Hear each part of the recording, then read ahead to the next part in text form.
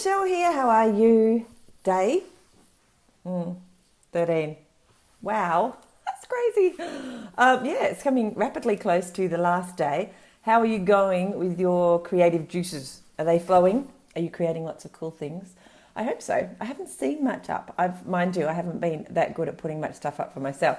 Mostly because I've got a couple of social media clients and I've been doing their stuff. And so when you're doing someone else's images, the idea of jumping on and doing your own, I just kind of, yeah, that's terrible. Tell me off. I'm supposed to be the leader and I should be showing the way. So this morning before I got on the call, I have actually created one image which I've put up, and I've got a couple of other images now, now that I've started thinking about it for myself. Actually, this is probably a good tip. I did the client work yesterday, a whole bunch of it, ready for the rest of the week, and loaded it up. It's all automated. I don't actually have to think about that now. So for the next couple of days, I can actually be doing some things on my, promoting my business, which is cool. So if you can think about batching your work, you'll find a lot of people find that a much more productive technique to get things done, rather than splitting your time amongst lots of things all at the same time, sort of layering it and mixing it together and stuff. We don't actually focus properly on one thing. So give that a thought. That's a bit of a productivity tip, doing some batching. So anyway, I've put up one image, and I've got a couple of more ideas, as I said, and just been trawling through my own images to see if I can find some ideas too. And I also remembered that I took a video of one of my kids, Ben. Actually, I think Sebastian, the younger one, is in there too, juggling recently. Well, maybe a bit less than a year ago, in a park, a local park. So I thought, actually, that might be quite good. I've put the little video up into our group so you can see it, but I've got to do something with the video. I'll probably edit it in some way, just put some text around it that refers to my article, and maybe put my logo on it, things like that. And then I can use that as well. So that's pretty cool. So thanks, Ben, for doing a juggling video for me ages ago. So that's what I'm up to. I'm obviously not in the competition though. So at the moment I've only seen maybe 3 or 4 things go in. So you're probably getting things, either outsourcing it and getting someone to do it at Fiverr, or you're keeping it on the down low and you're going to just throw it all out on the last day. So, we go, oh, wow. Anyway, let us know, because it's also, when you put it into Facebook and show us, we can give you feedback. But also, if you can, at some stage, provide a link when you have shared it, say, on Facebook, using that little image or that video, and you've used that image to share your stuff on Facebook, and you share that link in some way in the group, then we can go over into your Facebook group or onto your Twitter or your Instagram or whatever, and we can repost or reshare it for you as well. So then you'll get that extra boost of all of the people that, all of our family and friends that would be interested in it. So if you can get the link and work out how to do that, that would be really good. Now, what else was I going to say? But of course, you should only share it if you think your family and friends would be interested in what you're putting out there. But I think most of us are doing reasonably generic-y sort of things that a lot of people are interested in anyway. So there's a lot of stuff that we could be sharing amongst our family and friends. So give that a go. Now, one of the things I talked about at this time in October, last time we did the challenge, was the storage, how you're going to store all of your bits of marketing collateral. And we have mentioned it quite a bit, actually, as we've been going through this challenge. But really do make sure that you have a filing system on your computer that you will understand later, so that when you do want to reuse all of this all this fantastic work you've been doing, creating these marketing assets, you won't have any trouble finding them. They'll be easy to find. Now, at the moment, when I'm working with a client, I've actually got each day of the week inside their folder, and then I actually name each image in a particular fashion. Because Simon's very techie and very numbers focused, he suggested that I use the date at the beginning, but with the year first. So I think at 16, then the month, because we're in Australia. I don't know, in America, I guess you could do it the other way around. So we always put the month second in Australia and in Britain. So we put the year, so I just go 16, then the month, so it's 11, and then whatever the day is. So yesterday was 16, so 16, 11, 16, and then I just put the name of the promotion that I'm doing, and then I've got FB or INST, which stands for Instagram, because I'm only creating images for Facebook and Instagram for them. So just to give you an idea, that may not work for you. You just need to think of a way that will work for you, that you can store them. I assume whatever your blog post is about, you might have a folder that's called that in some way. And then inside that, you might have a folder that says memes, a folder that says quotes, a folder that says some other thing like the infographics, a folder that says videos, etc., etc. And you can use those in order to you'll be able to, if you've sorted it out like that, you won't have any trouble trying to find it later. If you don't, then like Gavin at the end of the last challenge, he'd almost threw his hands up. He said, "Oh, I wish that you told me about this at the beginning of the challenge, because I'm already finding it very hard to find all the things I'm doing." Because when you're creating an image, it's often the things that you gather to create an image, it's often just not that image. You have like the fonts and you have other things that go on it. You have your logo. You just have all these other bits and pieces. So being able to put them all into a place where you can find them easily and access them when you need them is a really good idea.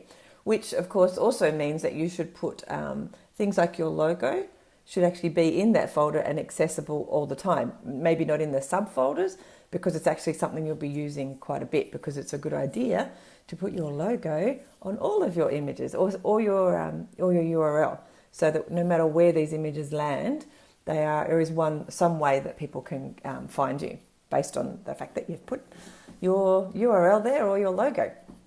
Okay, so I just wanted to make sure you understood that.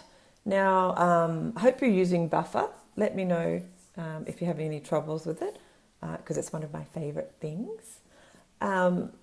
And actually something else I wanted to talk to you about is when to schedule, because it was a question that we got in last challenge, is how do you know when, because in Buffer you schedule ahead of time when you're going to be putting out posts. So in order to find that out, particularly in Facebook, you can go in and actually find out when your particular audience is most likely to be on Facebook. And that's in your Facebook pages. So you go there and you click up on there's an Insights tab. And you go up there, and then down the left-hand side, I think it's posts. There's a bunch of menus. Go through them. You'll find it very fascinating. It's quite interesting, and it will help you know better who your audience is. But anyway, I think it's posts. So you go and click the posts menu, and it'll give you a graph. And it'll give you every day of the week. The first graph you see is sort of the average of when the people that like your page are on Facebook. It's not when they are on your Facebook page, it's when they're on Facebook. So when they're most likely to see any post that you put up, because their eyes are actually on Facebook as opposed to asleep or doing something else or whatever. And you'll find that most audiences have some kind of peak. There's often a 5 to 7 p.m. type of peak, and sometimes depends on your particular audience, but like there's a first thing in the morning, occasionally lunchtime, and that all kind of sounds obvious. But if you go and have a look, you can be a lot more specific than just that, because you might even find that your audience is often on Facebook on the weekends, for example, rather than during the week. Or, Monday mornings in particular, they seem to get up really early and they always check Facebook at 6 o'clock or something. So being able to know when they're there means that you can schedule in Buffer the appropriate times for your particular Facebook audience. Now that's pretty powerful, because as we all know, our Facebook feeds are completely cluttered with so much stuff that you often miss the things you want to see, just as a consumer. So anyway, that's probably it about scheduling. There are other ways that you can find out for Instagram and Twitter. I would just Google it though. I don't know that it's as easy as this Facebook Insights, as I just pointed out, although Instagram is owned by Facebook now. And if you you can click a link inside your Instagram account, which says something about joining up to Facebook Business. And you just click a couple of links and it actually marries together your account in Facebook, which it has already, but it makes it then a business account, your Instagram, so you can easily promote any of your posts. But it also gives you insights. So I haven't dug into that because it's quite a new thing. You may well be able to see when most of your people are in Instagram as well, and use that as a way to work out when to post most productively on that platform. And I'm sure there's one for Twitter, but I would Google it to try and find out, because you're not necessarily that interested in when generically everybody posts stuff on Twitter. You're more interested in your particular crowd, because you don't want to necessarily post to everybody. You actually just want to post to the people you know who are interested in your stuff. That's what's important, not posting to the whole world, because most of the people ignore it, and that's a waste. Anyway, so there's that. So I guess you just need to now concentrate on getting a couple more images and infographics, videos, audios done, so that at the end of the week you'll be able to say, I've got lots and lots of marketing assets and I'm going to win that challenge. So how that's going to work is that it's all actually, if you go to the resource centre, so mission-mojo.com / I think it's resource, I'm just looking at it now, challenge resources. It's actually under the challenge menu. Click on it. There is a password, and the password is Mojo, so that's not too tough, or lowercase. In the resource centre, at the very bottom, you will find a form, a form to enter the competition. And so it then tells you what you need to do. So you just put in your name, email address, and you answer the question that's there. And then you hit send. And that's it. Actually, I need to go and make sure it worked. It wasn't working properly last time. It wasn't working as well as it should. Anyway, so that's what you need to do. Then I think you've got until probably Sunday night to do that. And then we will announce the winner next Wednesday. And the winner gets a copy of my digital product program. And they also get a couple of hours with me to actually help work through wherever you are in your business now. We'll help you get a little bit further along and hopefully explode and make the most of all of these marketing assets you've been creating and epic blog posts that you are doing. All right.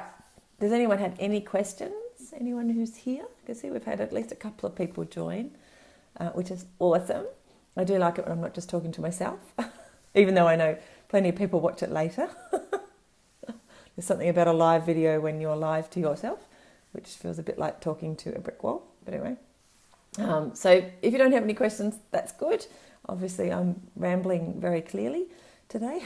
Of course, you can also put questions over in the Facebook group, which I would love to help you out. Okay, so I hope this is really, getting you excited, that you're, not being overwhelmed by the fact that we're slipping into Christmas at the moment, and when we do the challenge again in December, that you're going to be well prepared to create something that's going to help your business get through the holiday time, the holiday period. All right. Love you all. Thanks for being here. And hit me up on the Facebook group. Love to talk to you. Ciao.